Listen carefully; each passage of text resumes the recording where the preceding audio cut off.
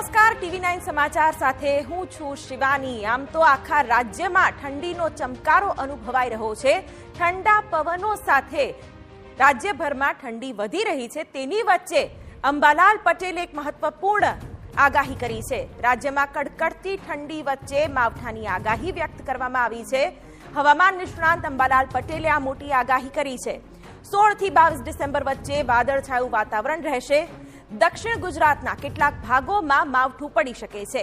17 ડિસેમ્બરથી તાપમાનમાં આંશિક વધારો થશે। સવારના સમયે અનુભવાશે ઠંડીનો ચમકારો, જેમાં 26 ડિસેમ્બરથી 4 જાન્યુઆરી સુધી કમોસમી વરસાદની આગાહી પણ વ્યક્ત કરવામાં આવી છે। 4 જાન્યુઆરી બાદ ઠંડીમાં વધારો થવાની શક્યતા પણ અંબાલાલ પટેલે વ્યક્ત કરી છે। વાદળવાયુ સાથે ક્યાંક છાંટા પડવાની પણ શક્યતા રહે છે।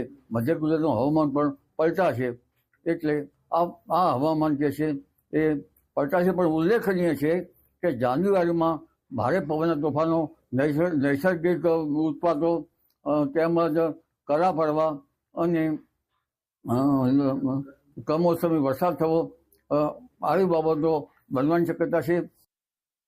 તો અમદાવાદમાં ગેરકાયદે હથિયારો સાથે 2